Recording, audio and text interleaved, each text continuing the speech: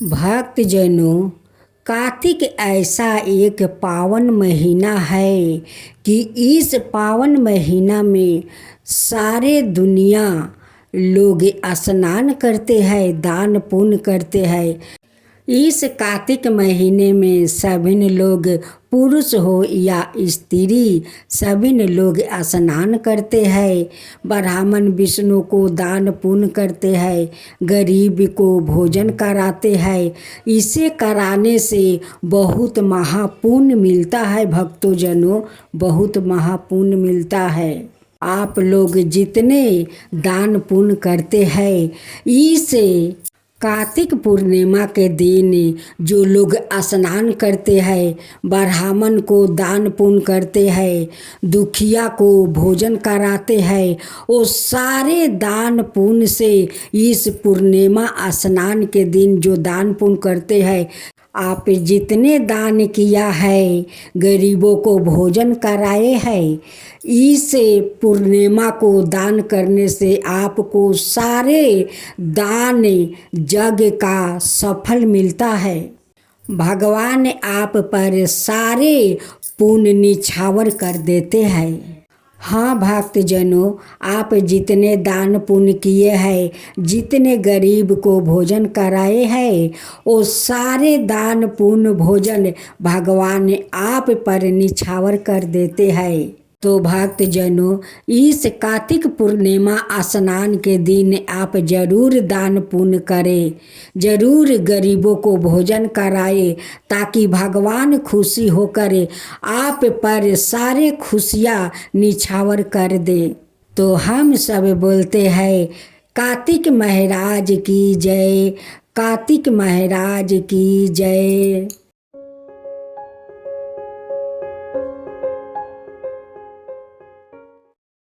भक्तजनों, आज आप सुनेंगे कार्तिक नहान की 5 कथा। कार्तिक स्नान का एक अलग ही महत्व है। यह शारीरिक, मानसिक और धार्मिक रूप से महत्वपूर्ण है। कार्तिक स्नान शरद पूर्णिमा, आश्विन पूर्णिमा से शुरू होकर कार्तिक पूर्णिमा तक किए जाते हैं। शास्त्रों के अनुसार कार्तिक महीने में जो लोग भोर से पहले उठकर नदी, तालाब आदि में स्नान करके विष्णु जी की पूजा करते हैं, उन पर भगवान की असीम कृपा होती है। भगवान विष्णु कार्तिक मास में जल में निवास करते हैं। जो लोग भोर से पहले पानी से स्नान करते हैं, उन्हें सुख, समृद्धि और स्वास्थ्य लाभ होता है। जो लोग कार्तिक महीने में समुद्र या नदी में नहाते हैं, अश्वमेघ यज्ञ जैसा लाभ होता है। इस समय गंगा माता द्रव्य रूप में नदियों, तालाबों और समुद्र में फैल जाती है। कार्तिक स्नान और पूजा के कारण ही सत्य भावना को श्री कृष्ण की पत्नी बनने का सौभाग्य मिला था। पुराणों के अनुसार कार्तिक महीने में स्नान, दान और व्रत आदि करने से पाप नष्ट होते हैं। इस मास में पूजा और व्रत से तीर्थ यात्रा के समान शुभ फल प्राप्ति होता है। जिस प्रकार का फल प्रयोग में कुंभ स्नान मिलता है, उसी प्रकार का फल कार्तिक महीने में किसी पवित्र नदी के तट पर स्नान से मिल सकता है। कार्तिक महीने में स्नान का वैज्ञानिक कारण भी है। वर्ष ऋतु में बहुत से सूक्ष्म जीव पनप जाते हैं। बारिश के मौसम के बाद कार्तिक में आसमान साफ हो जाता है और सूरज की किरणों सीधे धरती पर कर हानिकारक जीवों को नष्ट कर देती है। इससे वातावरण शुद्ध हो जाता है जो शरीर के अनुकूल और लाभदायक होता है। सुबह हवा शुद्ध होती है जिसमें ऑक्सीजन प्रचुर मात्रा में होती है। इससे शरीर में प्रतिरोधक क्षमता बढ़ती है और कई सामान्य बीमारियों दूर रहती है। कार्तिक स्नान और व्रत करने वाले को सुबह जल्दी उठकर नित्य कर्मों से निपट कर नदी तालाब आदि के साफ पानी में प्रवेश करना चाहिए। आधा शरीर पानी में डूबा रहे। पानी में इस प्रकार खड़े होकर स्नान करना चाहिए। गृहस्थ व्यक्ति को काले तिल और आंवले के चूर्ण को शरीर पर मल कर स्नान करना चाहिए। वर्तमान में आदि नदी तालाब आदि में स्नान संभव ना हो तो घर में सुबह भोर होने से पहले जब तारे दिख रहे हो तब स्नान कर लेना चाहिए। इसके बाद मंदिर जाकर भगवान विष्णु की पूजा करनी चाहिए। पूजा कीर्तन करने चाहिए और कार्तिक महाचैत्र में और कथा सुननी चाहिए। मंदिर नहीं जा पाए तो घर में पूजा की जा सकती है। अब सुने कार्तिक माह में तुलसी की महिमा।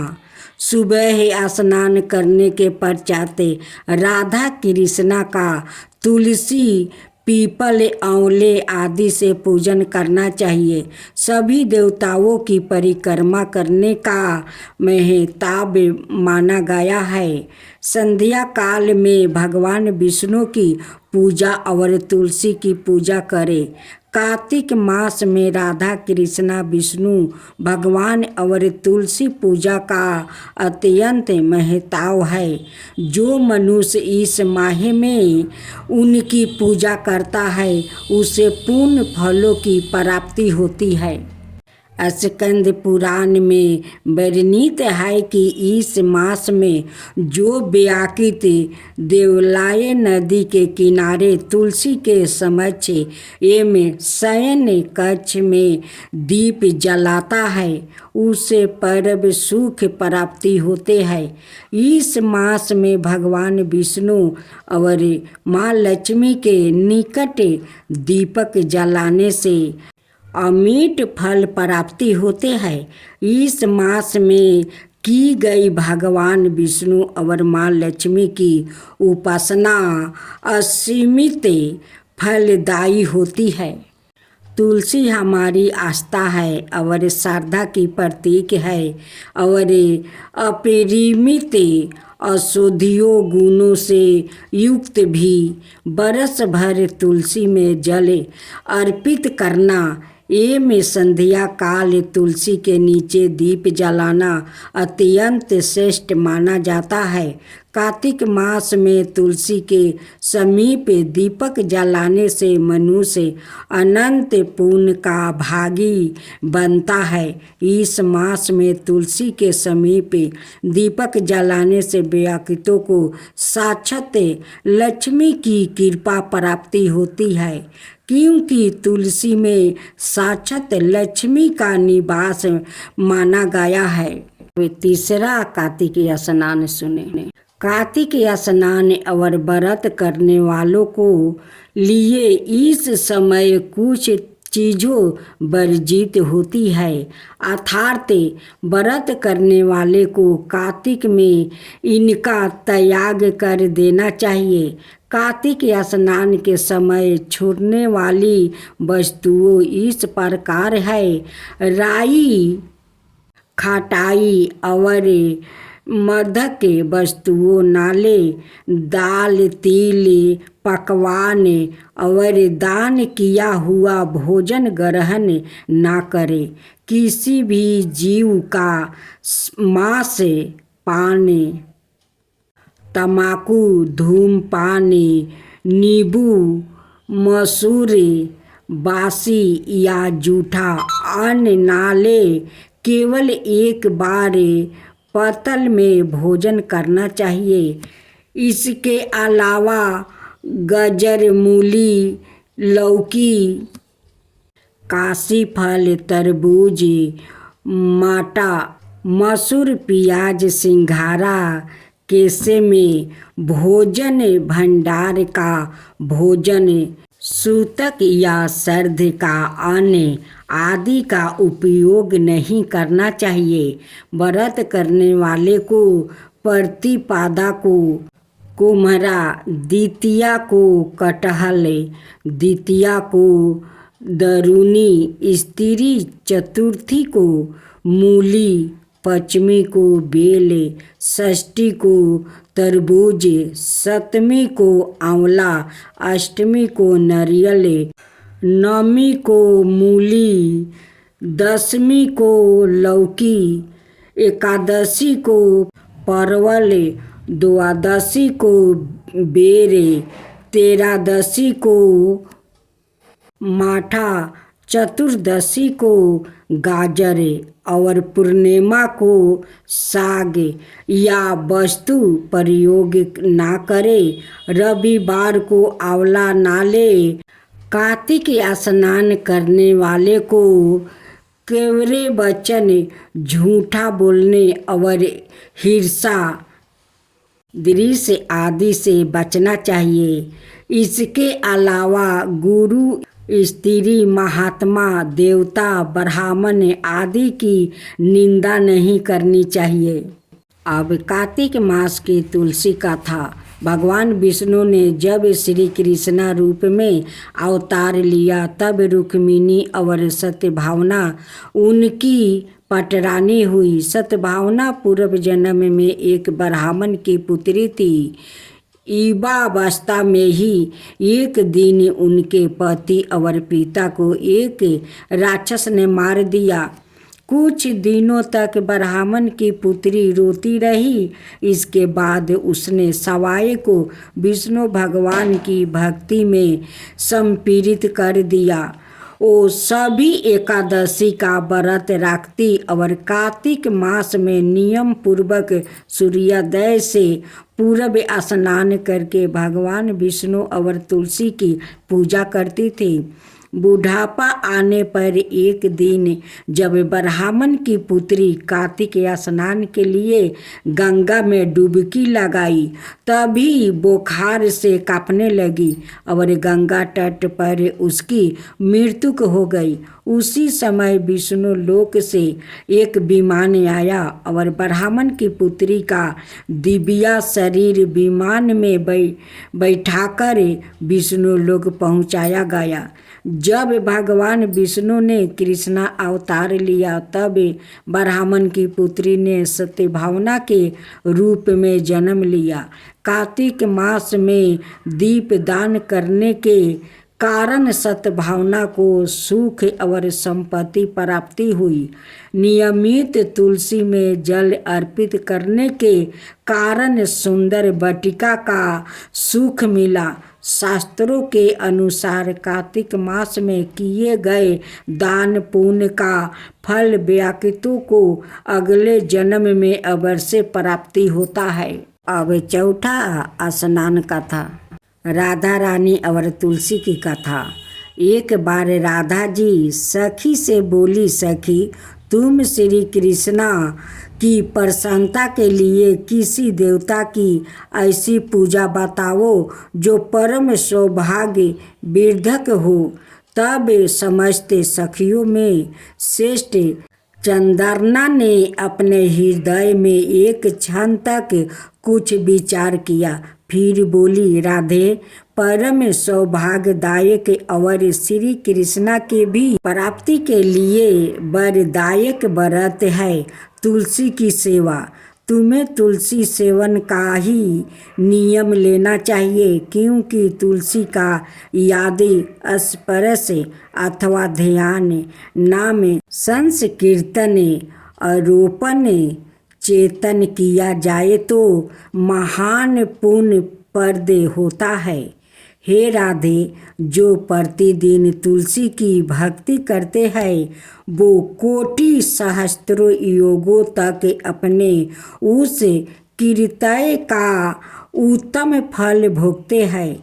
मनुष्य की लगाई हुई तुलसी जब तक शाखा पर शाखा, बीज, पुष्पा और सुंदर दलों के साथ पृथ्वी पर चढ़ती रहती है, तब तक उनके वंश में जो जो जन्म लेता है वो सभी हो हजारों कल्पों तक श्री हरि के धाम में निवास करते हैं। जो तुलसी मंजीरी सिर पर राख कर परन त्याग करता है वो सैकड़ों पापों से युक्त क्यों ना हो, यमराज उनकी ओर देख भी नहीं सकते।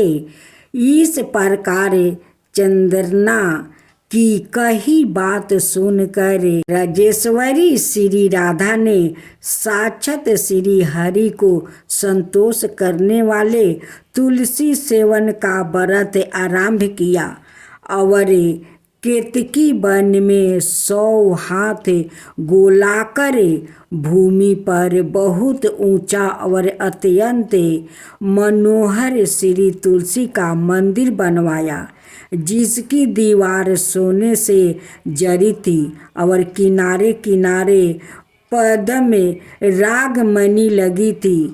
वो सुंदर सुंदर पन्ने हीरे और मोतियों के परकोट से अत्यंत सुशोभित था। उसके चारों ओर परिक्रमा के लिए गली बनाई गई थी, जिसकी भूमि चिंतामणि से मंडित थी। ऐसे तुलसी मंदिर के मध्यम भाग में हरे पल्पों से सुशोभित तुलसी की स्थापना करके श्री राधा ने अभिजीत मुहूर्त में उनकी सेवा प्रारंभ किया। श्री राधा जी ने आश्वासन शुक्ल पूर्णिमा से लेकर चैत्र पूर्णिमा तक तुलसी सेवन व्रत का अनुष्ठान किया। व्रत आरंभ करने उन्होंने प्रति मास पृथक पृथक रस से तुलसी को सींचा। कार्तिक में दूध से, मार्ग मास में ईख के रस से, पूष में द्राक्ष रस से, माघ में 12मासी आम के रस से, फागुन मास में अनेक वस्तुओं से मिश्रित मिश्री की रस से और चैत्र मास में पंचमृत से उनका सिंचन किया और वैशाख कृष्णा प्रतिपदा के दिन उद्यापन का उत्सव किया। उन्होंने 2 लाख ब्राह्मणों को 56 भोग से दीर्पित करके वस्तुओं और आभूषणों के साथ दक्षिणा दी। मोटे मोटे दिव्या मोतियों का 1 लाख भरा और स्वर्ण का 1 कोटि भरा श्री गंगाचार्य को दिया। उस समय आकाश से देवता तुलसी मंदिर पर फूलों की वर्षा करने लगे। उसी समय स्वर्ण सिंहासन पर विराजमान हरिप्रिया तुलसी देवी प्रकट हुई। उसके 4 भुजाएं थी, कमल दल के समान विशाल नेत्र थे, 16 बरस की सी अवस्था और साया में कांति थी। मस्तक पर हेमाम किरीट प्रकाशित था और कानों में कंचनमय कुंडल झलमला रहे थे। गरुड़ से उतरकर तुलसी देवी ने रंग वाली जैसी श्री राधा जी को अपनी भुजाओं से अंक में भर लिया और उनके मुख चंदर चुभन किया। तुलसी बोली, कालावती राधे, मैं तुम्हारी भक्ति से प्रसन्न हूँ। यह इंद्रिया मन वृद्धि और चिंता द्वारे जो जो मनोरथ तुमने किया है वो सब तुम्हारे सम्मुख सफल हो गया है। इस प्रकार हरि प्रिया तुलसी को प्रणाम करके वृष भानु नंदिनी राधा ने उनसे कहा, देवी गोविंद के योगल चरणों में मेरी आहुति की भक्ति बनी रहे। तब तथास्तु कहकर हरि प्रिया अंतर्ध्यान हो गई। इस प्रकार पृथ्वी पर जो मनुष्य श्री राधिका का इस विचित्र उपाख्यान को सुनता है वो भगवान को पाकर कीर्तक हो जाता है। अब सुने पांचवा कथा। एक ब्राह्मण था, वो रोज पीपल को जल से सींचता था। पीपल से रोज एक लड़की निकलती है और कहती है, पिताजी मैं आपके साथ जाऊंगी। यह सुनते सुनते ब्राह्मण दिन पर दिन कमजोर होने लगा। तो ब्राह्मणी ने पूछा कि क्या बात है। ब्राह्मण बोला कि पीपल से एक लड़की निकलती है और कहती है कि मैं वो भी मेरे साथ चलेगी। ब्राह्मणी बोली कि कल ले आना उस लड़की को, जहाँ 6 लड़कियाँ पहले से ही हमारे घर में है वो 7वीं लड़की और सही। अगले दिन ब्राह्मण उस लड़की को घर ले आया। घर लाने के बाद ब्राह्मण आटा मांगने गया तो उसे पहले से 2 दोगुना अपेक्षा आज ज़्यादा आटा मिला। जब ब्राह्मणी वो आटा सानने लगी तो लड़की ने कहा कि लाओ माँ मैं सान देती हूँ। जब वो आटा सानने बैठी तो परात भर गई।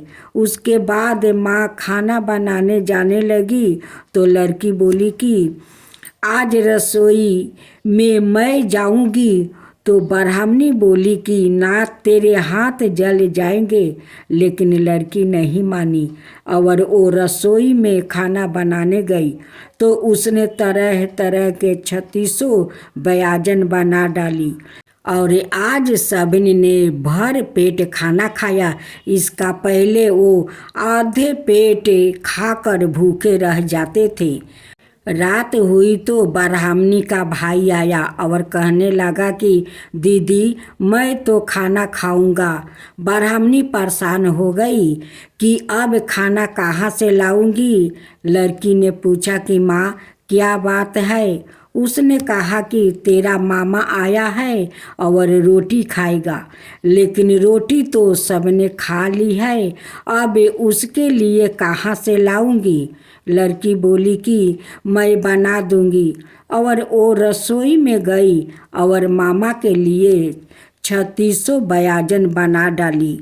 मामा ने भर पेट खाया और कहा भी कि ऐसा खाना इससे पहले उसने कभी नहीं खाया है। ब्राह्मणी ने कहा कि भाई तेरी पावनी भांजी है, उसी ने बनाया है। शाम हुई तो लड़की बोली कि माँ चौका लगा के और चौके का दिया जला देना, कोठे में मैं सोऊंगी। ब्राह्मणी बोली कि ना बेटी तू डर जाएगी। लेकिन वो बोली कि ना मैं ना डरूंगी, मैं अंदर कोठे में ही सोऊंगी। चाहे कोठे में ही वो जाकर सो गई। आधी रात को लड़की उठी और चारों ओर आंख फाड़ी तो धन ही धन हो गया। और वो बाहर जाने लगी तो एक ब्राह्मण सो रहा था।